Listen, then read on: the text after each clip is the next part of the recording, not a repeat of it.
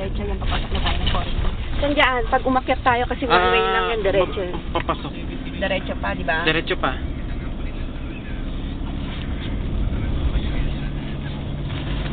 Yan ang forest na yun.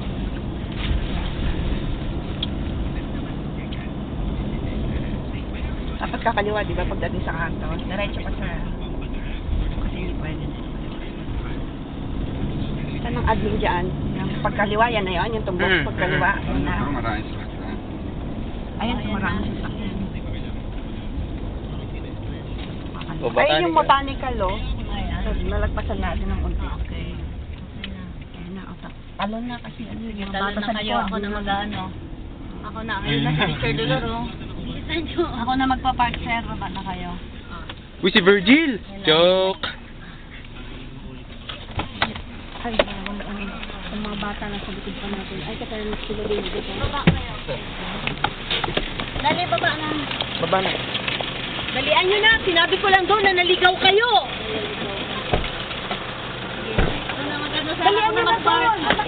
Dalian nyo na doon. Takbo! Takbo! Takbo!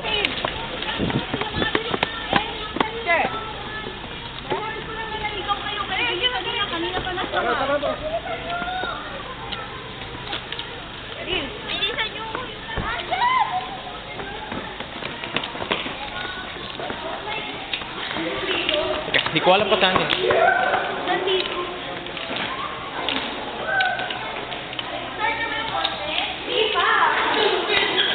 Oh, jeez. Di ko alam to. I swear, di ko talaga alam. Kasi di ako taga rito. Ayun, yun. Yun! Yun!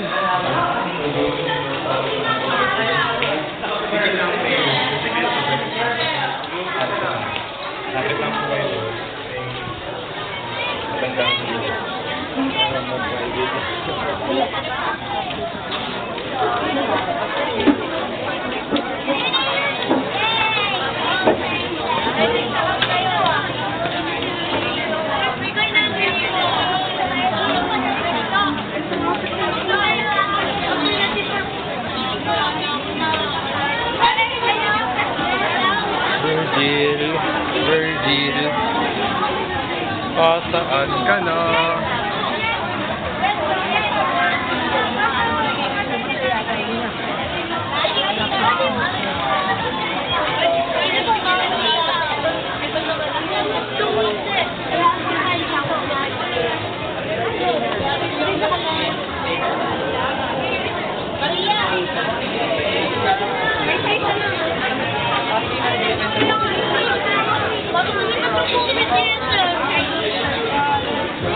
I think the teams are complete now, so we can formally start the program.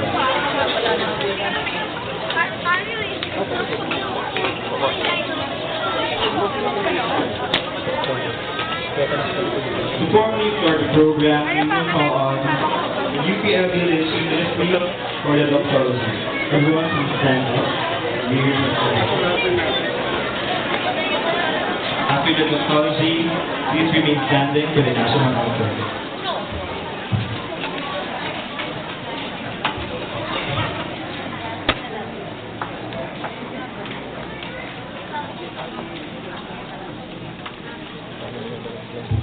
From art.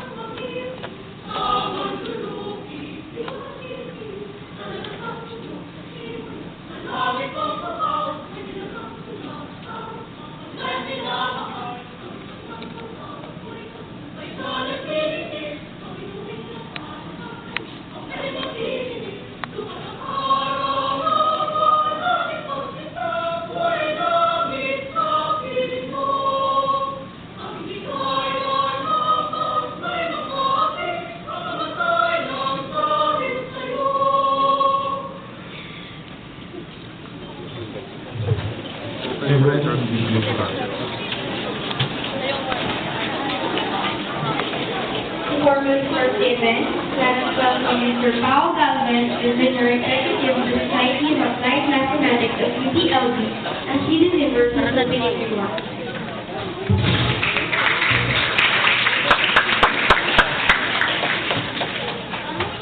Ayun, welcome sa AMQ 2014. Ngayon pa lang graduate na lahat yung top 50. Sobrang gagaling nyo talaga. Lalo na, kasi sobrang competitive ngayon. Kasi di ba national level na tayo tapos. Ngayon, 10 more teams pa yung sumali compared sa previous IMQ tapos. Nakapasok pa sa top 15 talaga. Wala pa. Ngayon pa lang achievement nila talaga yan, para sa akin. Tapos sobrang pasalamat po sa lahat ng pumunta, mga teachers, mga guardians, mga parents, sa pagsuporta po sa mga estudyante ito.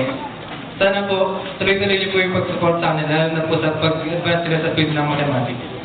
Tapos po, hayaan niyo po, next year po, lalo pa po kami mag-improve habang sa IMQ po. Sana po, bumalik po kayo. Sana po, next year, makapasok na rin po kayo. Ayun na po. Salamat po. Thank you for that refreshing speech, Mr. Galvin. Yun nga, sabi nga niya, ngayon pa lang, lahat tayo dito, o lahat kayo dito ay mga winners na talaga. Kaya para dyan, isang masigabong palakpakan.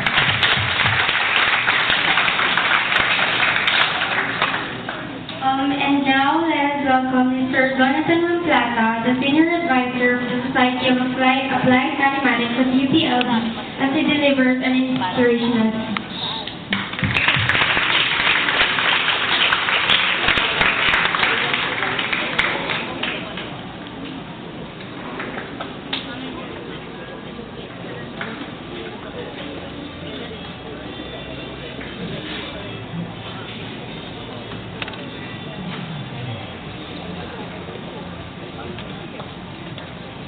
Before the announcement, car Suzuki APV with plate number DGW113, kailangan daw pong i-move yung car kasi po nag-block po siya sa way. Ulit, Suzuki APV DGW113. Kung kayo na po yung car na yun. Thank you po. Another round of applause for the speaker.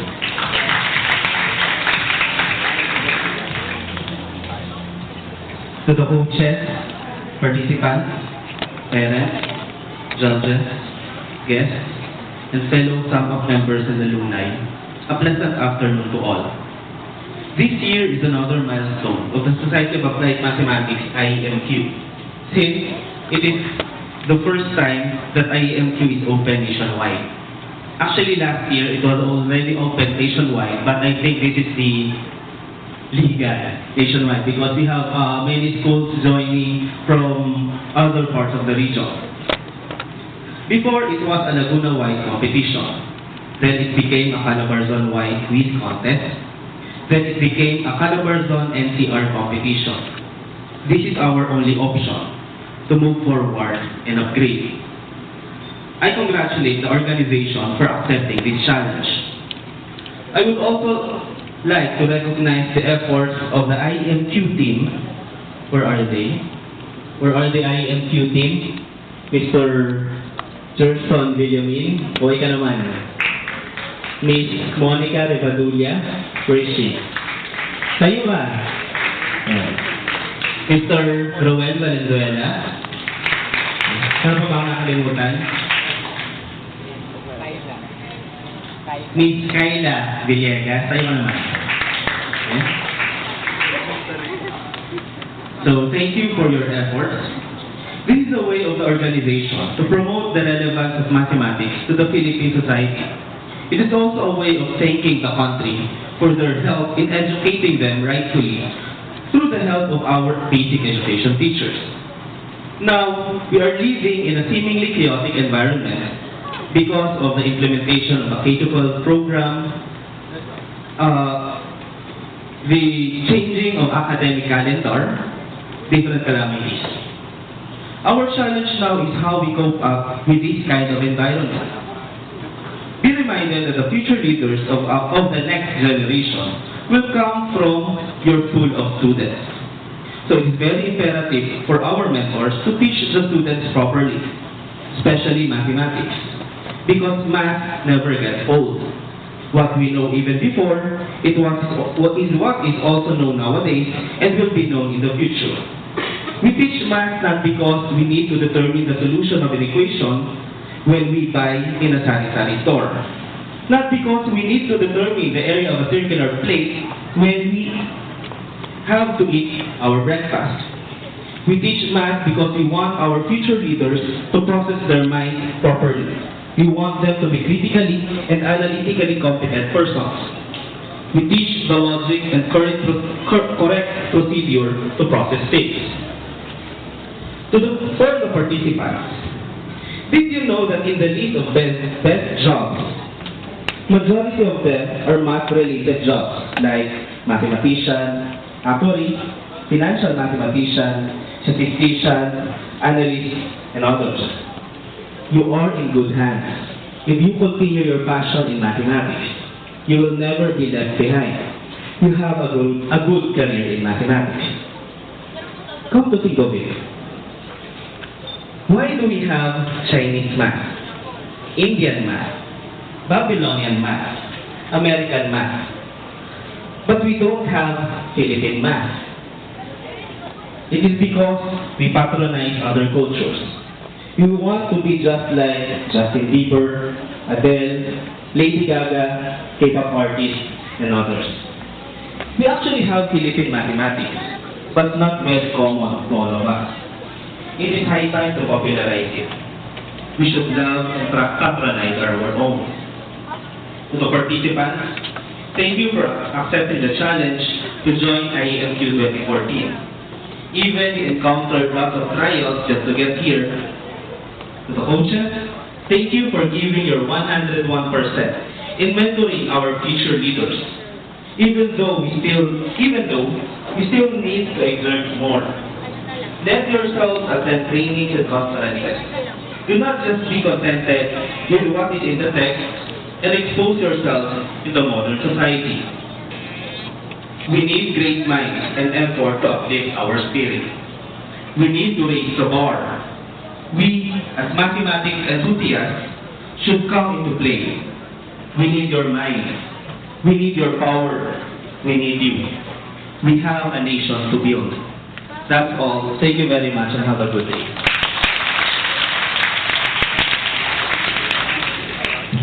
So yun nga, sabi, math never gets old.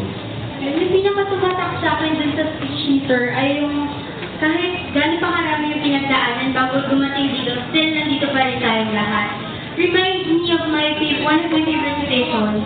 Sometimes, the best presents are wrapped inside paper. Kahit gano'n man sa kahirap buksan, worth it naman. Kaya habang nahihirapan, mag-forsige tayo. Papakan natin siya sa kanya. Now, for the introduction of proof. School. Stand up to be recognized.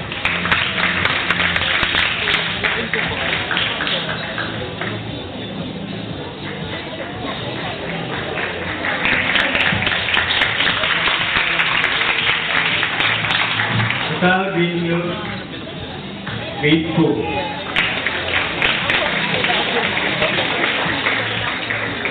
Athenan Elementary School. St. Vincent College. Far Eastern University, Cavite. Malapit Elementary School. Escuela de Sofía of Caloocan Incorporated. St. Francis of Assisi College. Canalpa School.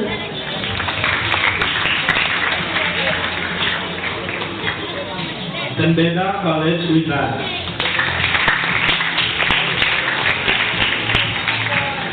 Learning Links Academy.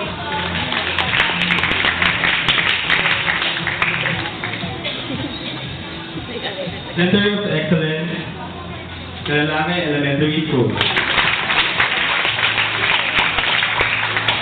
Colegio San Agustín Pinian.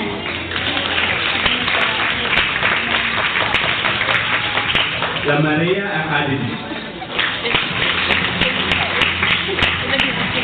Special Education Center for the Gifted.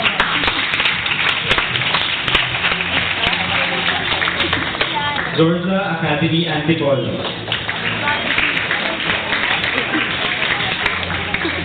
San Pablo Central School. St. Paul College of Ilocos. La Consolacion College, Nova Lice.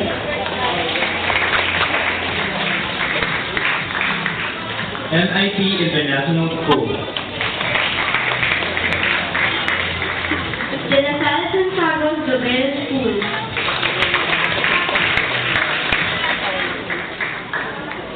Stonyhurst Southville International School.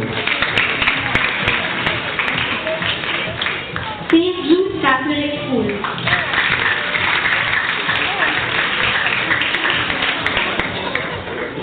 School of Mind Achievers and Researchers of Tomorrow Incorporated.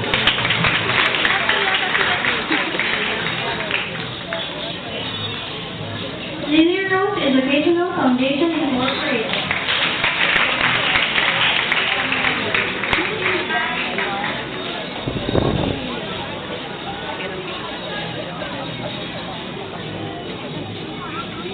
Jose Rizal Memorial School, Calamba, City.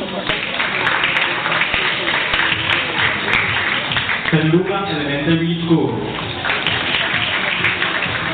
Calamba Elementary School.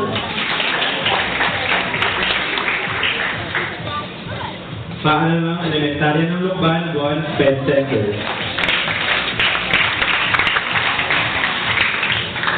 Parang Elementary School. Ambre Elementary School. Pangasinan Universal Institute.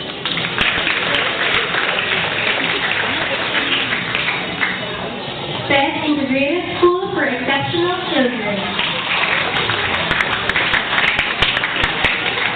College of Immaculate Conception. Emus Pilot Elementary School. Greenport Montessori Learning Center. Amana Integrated School Incorporated. McKeeling School Incorporated. Southfield International School and Colleges. Last but not least, Santa Cruz Central Elementary School.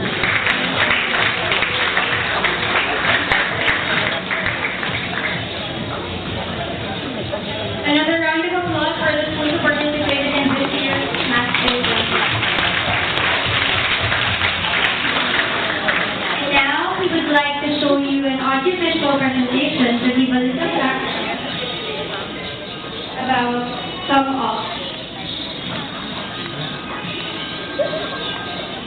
Wala.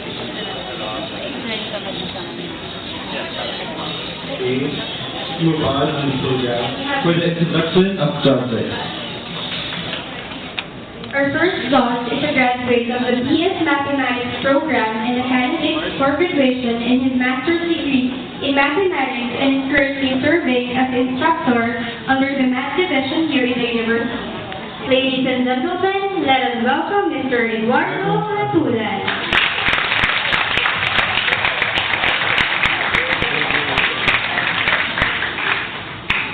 Our second judge graduated in April 2006 as a cum laude under the BS Mathematics program. Ma'am And Jean. has recently Si Ma'am Jean.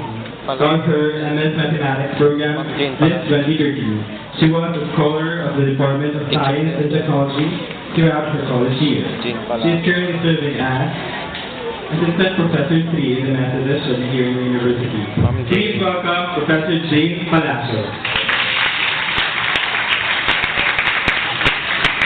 I know her. Last but not definitely the least, our third judge graduated in April 2009 as a summa cum laude under the BS Applied Mathematics Actuarial Science program here in UPLB. He is currently teaching as Instructor 5 of the Math Division, IMSC College of Arts and Sciences, UPLB. He is currently taking his master's degree in mathematics here in UPLB and is working on his thesis on graph theory. He is a member of the Mathematical Society of the Philippines and the think tank to Group of Math Division. He has been a judge of various mathematics and general creeds contests held inside the university. Ladies and gentlemen, please welcome Mr. Derek Alcala.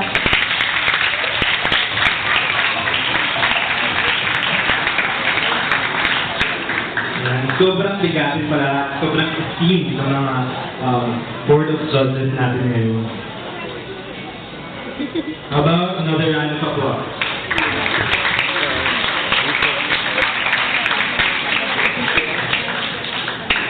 The guys here, members of this. To formally start with the contest, here are the general guidelines. 1. No calculators will be allowed during the contest. 2. All final answers should be exact, simplified with proper units, and be in circles. 3. Coaching from the audience is strictly prohibited. Violation of this rule would nullify the question. Number 4. Any form of cheating is strictly prohibited. Violation of this rule will lead to the disqualification of the whole team. 5. Clarifications, protests, and other questions regarding the question should be addressed to the Board of Judges immediately after the answer is revealed and before the next question is read. Otherwise, the question will not be entertained. The decision of the Board of Judges is final. Number 6. In case of ties, a series of questions will be given. Only one student should represent the team. The team who first gains the advantage over the others will be declared winner for the position. Number 7. Objections and clarifications will be entertained by the judges immediately after the solution and the answer for the question is flashed and before the next question. Only the participants are allowed to present a clarification.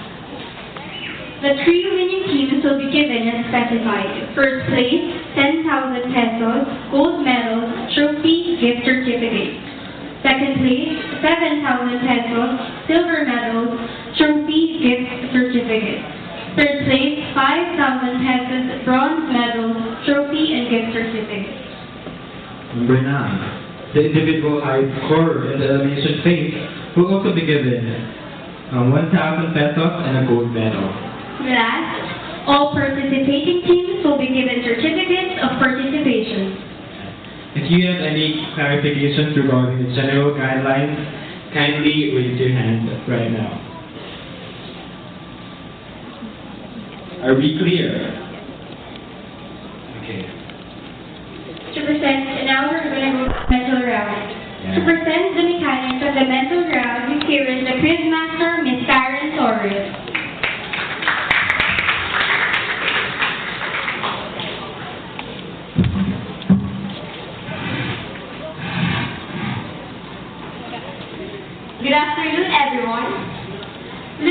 attentively as I read the mechanics for the mental round. There will be 10 questions for this round. Every question will be read twice. The participants are allowed to write their answer only after the quizmaster says, "Time starts now." Participants are not allowed to write their solutions or make hand gestures in the air on their chairs in computing the question for this round. Otherwise, the team guilty of the offense will be considered to have no answer for that question.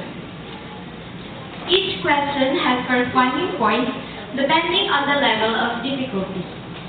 A correct answer may earn 3, 2, or 1 point credit. A wrong answer and a no answer will get no deduction.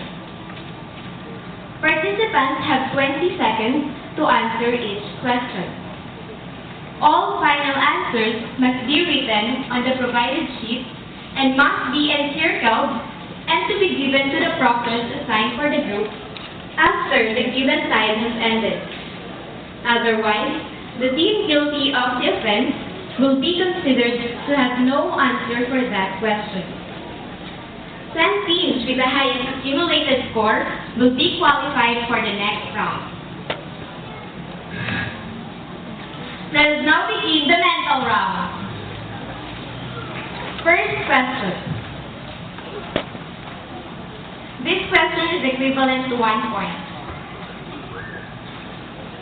What is the sum of all the numbers between 39 and 51 exclusive? I repeat. What is the sum of all the numbers between 39 and 51 exclusive? Time starts now.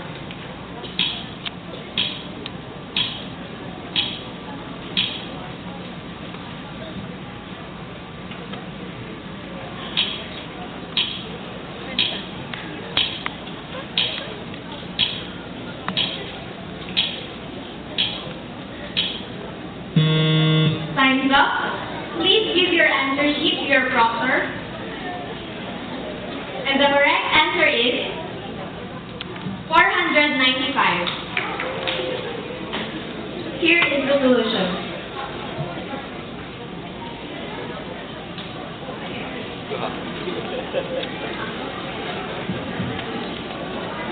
Mat 7.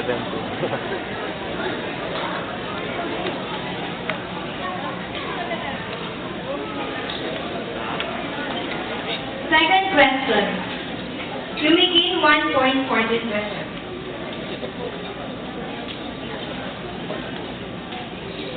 Mr. Yellow, Mr. Red, and Mr. Blue need to pick one of 3 pens that are yellow, blue, and red. They do not want to pick a pen that matches their last name. Mr. Yellow also does not want a blue pen. What color pen did Mr. Red pick? I repeat. Mr. Yellow, Mr. Red, and Mr. Blue need to pick one of 3 pens that are yellow, blue, and red. They do not want to pick a pen that matches their last name. Mr. Yellow also does not want a blue pen. What color pen did Mr. Red pick? Time starts now.